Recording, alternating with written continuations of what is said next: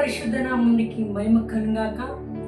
ప్రతి ఉదయము సమాధానకరమైన ఆశీర్వాదపు వాక్యం వీక్షిస్తున్న పరిశుద్ధులకు, నా తోటి దైవజనులకు, దైవజనరాలకు, సువార్థికులకు, సువార్థికురాలకు నా హృదయపూర్వక శలో. ఎలా ఉన్నారండి? బాగున్నారా? మీరు బాగుండాలనే నేను మా సంఘం కోసం ప్రార్థన చేస్తున్నాను. ఈ ఉదయము సమాధానకరమైన ఆశీర్వాదపు వాక్యము కీర్తనలు 103:21.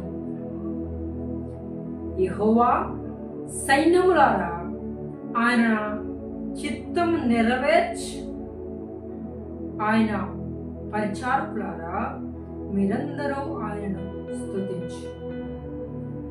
యెహోవా సైన్యములారా ఆయన చిత్తం నేర్చు, పరిచారకులారా యెహోవా నామమును స్తుతించుడు.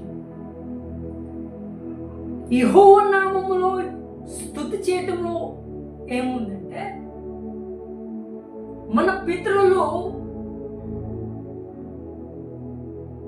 పితరులు అనాది కాలంలోనే స్తుతుల ద్వారానే విజయం పొందుకున్నారు బిడ్డ. స్తుతించడం ద్వారా వారి జీవితాలు మార్చబడ్డాయి. స్తుతించడం ద్వారా వారికి విడుదల కలిగింది. స్తుతించడం ద్వారా వారికి ఆరోగ్యం కలిగింది. స్తుతించడం ద్వారా వారికి ఆహారం దొరికింది. స్తుతించడం ద్వారా వారు జీవం పొందిన వారు. స్తుతి ప్రతి స్థితిని మార్చేస్తుంది.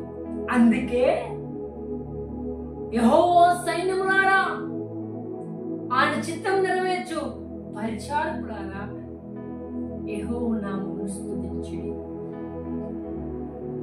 యెహోవా నామమును నెరవేర్చు పరిచారకులారా అంటే పరిచర్య చేసేవారు. ఓ దేవుని జనాంగమా, నా తోటి సేవకులారా, సువార్థికులారా, ప్రభు మనతో మాట్లాడుతాను. ఆయన చిత్తం. ఎందుకంటే దేవుడు మన ఎందు నిమిత్తమైతే ఆయన స్తుతించండి, ఆయన్ని కనపరచండి అని మాట్లాడుతున్నాడు. ఈరోజు సంఘాలు ఎట్లయిపోయి అంటే, పరిచర్య ఎలా అయిపోయిందంటే, సంఘంలో అభివృద్ధి లేదు, సంఘంలో నూతనాత్మల వచ్చే రీతి లేదు. కారణం ఏంటంటే సేవకులు ఎక్కడో తప్పిపోతున్నారు.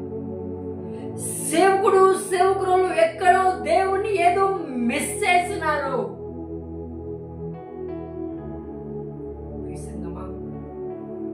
సేవకుడా యెహోవా నామమును స్తుతించు, పరిచారకుడా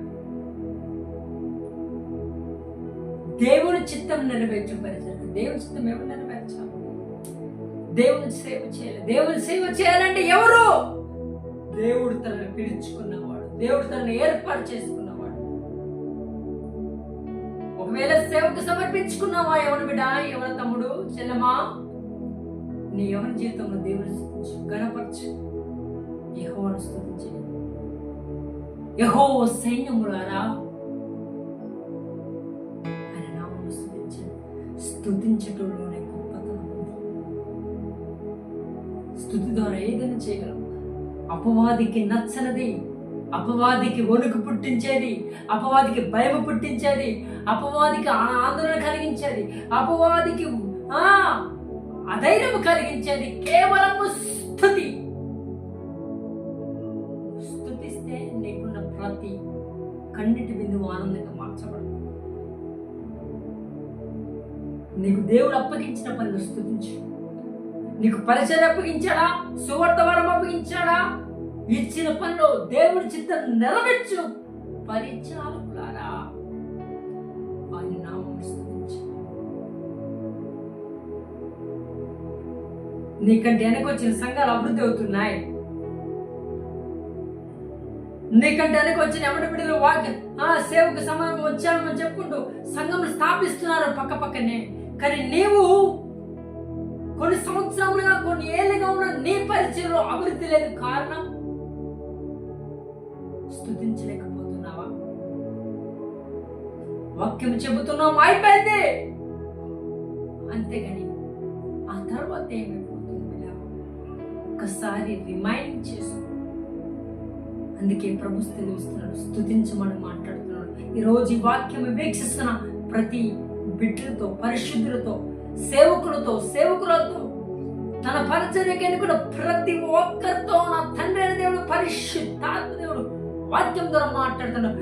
యెహోవాను స్తుతించుడి, యెహోవాను స్తుతించుడి.